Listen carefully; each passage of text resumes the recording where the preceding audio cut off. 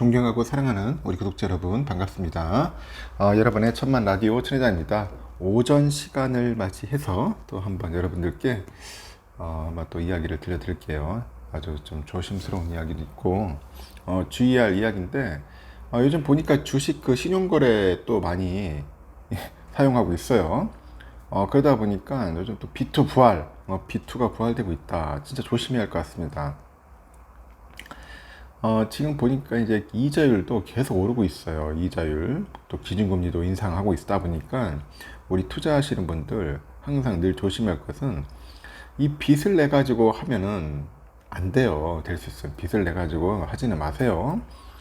그 한국은행의 그 연이은 기준금리 인상 이게 또 골치 아파요.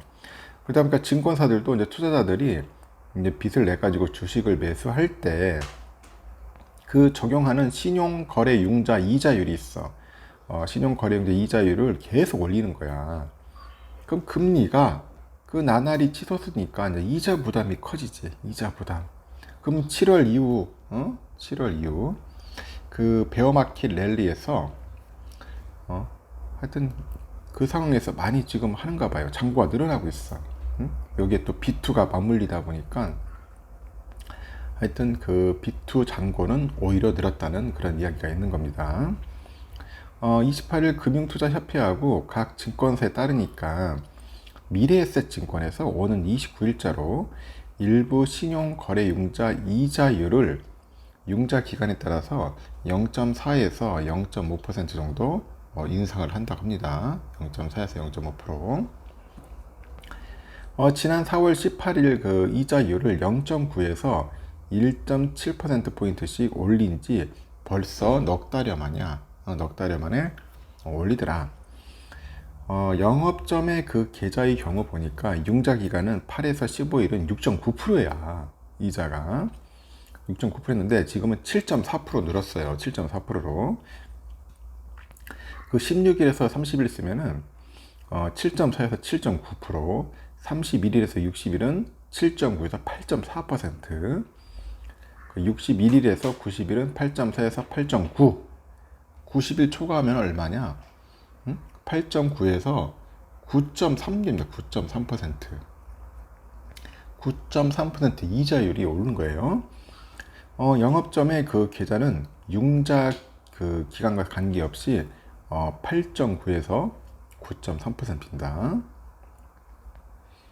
KB증권을 보니까 9월 1일부터 신용거래융자 이자율을 전 구간에 걸쳐서 현재 4.6에서 9.0 이렇게 되는데 4.9에서 한 9.5%로 0.3에서 0.5%포인트 올렸습니다. KB증권도 지난 7월 2일 일부 구간 기자율을 0.3%포인트 올린 데 이어서 벌써 이제 2달 만에 다시 인상에 나선 거예요. KB증권. NH투자증권 어떠냐? NH투자증권도 이자율을 이달 5일에 0.2에서 0.3%포인트씩 올렸는데 다음 달 13일 매수 체결분부터 재차 인상을 해요. 융자기간 8일 이상의 금리를 0.2에서 1%포인트씩 올리는 겁니다. 그 계좌 유형별로 보니까 QV 계좌가 6.5%에서 8.7 이사였는데 이제 7.2에서 9.0으로 이제 늘어나요. 그 나무 계좌는 같은 구간 7.8에서 9.7이었는데 8.8에서 9.9%로 오릅니다.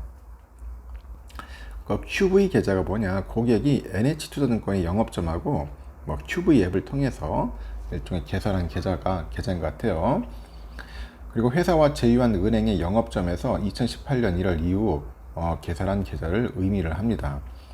나무 계좌는 여러분도 아실 거야. 그 나무 앱이라고 있어요. 앱을 통해 가지고 개설한 비대면 계좌인데 그 회사와 제휴한 은행의 영업점에서 2017년 12월 31일 이전 개설한 계좌라고 하죠. 메리츠증권은 지난 25일자로 전 구간 신용거래 융자 이자율을 5.91에서 8.9로 6.21에서 9.2로 0.3%포인트 인상을 했어요. 삼성증권도 이달 9일 일부 구간 이자율을 0.4에서 0.5%포인트 올렸는데 가장 높은 금리는 지점 및 은행 연계 계좌 계좌에서 9.8%, 90일 초과. 그 비대면 계좌에서는 9.9%야. 9.9%. 61일에서 뭐 90일 초과가 9.9%다. 이미 최고 금리, 이 최고 금리 수준은 벌써 10%를 넘었어요. 10%를 넘었다.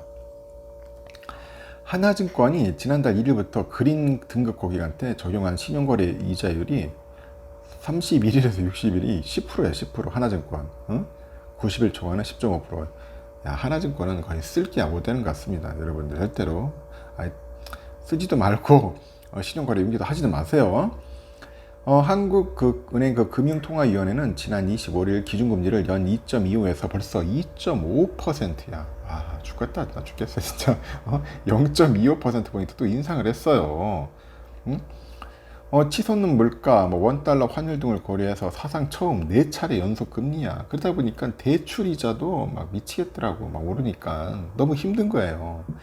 그 많은 증권사들이 신용거래 융자 금리 설정 때 그 기본 금리를 활용하는 CD 있자, CD 91일, 그 91일물 금리 역시 금리 인상 그 사이클 시작 전인 그 8월 0.77에서 현재 2.92%로 뛰어버린 겁니다. 0.77에서 2.92로 뛰었다. 금리 인상기의 그 불안한 이자 부담에도 개인 투자자들이 그 빚을 내 가지고 주식을 사들인 신용거래융자 잔고는 좀처럼 줄지는 않아요. 줄지는 않더라. 금투협이 집계하는 그 코스닥과 코스피와 코스닥과 그 신용거래융자 잔고도 벌써 25일 기준 19조 3,050억이에요. 19조. 이달 10일부터 줄고 19조 원대를 유지하고 있습니다. 잔고는 6월 15일 21조였다가 급락장을 거치면서 가파르게 줄어가지고 6월 28일 날 17조 원대 진입을 했는데 이후에 다시 또 7월 7일부터 17조 4,900억 원으로 이제는 올해 들어서 가장 적은 수준을 기록을 했었어요. 근데 7월 초를 또 기점으로 또 증시가 반등하니까 B2 잔고도 덩달아 증가해서 지난 22일에 19조 5천억 정도 늘어났습니다. 한 달 반 만에 2조 원가량 늘어났어. 신용거래 융자 잔고는 증시 호황과 주식투자 열풍을 타고요. 처음 25조 원을 넘었던 작년 8월과 9월과 비교하면 많이 줄었는데 하지만 19조 원대인 현재 잔고는 코스피 3천 돌파 직전이었던 2020년 12월과 비슷한 수준임을 고려하면 상당히 높은 수준이다.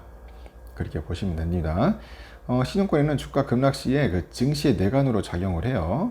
B2 주식이 그 반대 매매로 강제 처분이 되면은 투자자 개인이 손실을 볼 뿐 아니라 증시도 추가 하방 압력을 받아요. 그래서 반대 매매 나오면은 주가가 빠질 수도 있습니다. 굉장히 큰 피해를 보고 있어요. 일단 6월에 그 시장 급락 때도 B2 청산이 그 지수 낙폭 확대에 상당한 영향을 미쳤어요.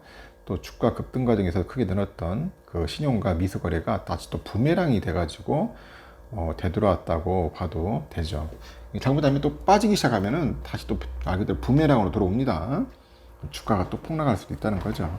될 수 있으면 B2, 뭐 레버리지, 뭐 이런 거 안 쓰면 좋겠어. 될 수 있으면요. 하여튼 여러분들 항상 신중했으면 좋겠습니다. 항상 조심합시다. 조심합시다. 여기까지 할게요.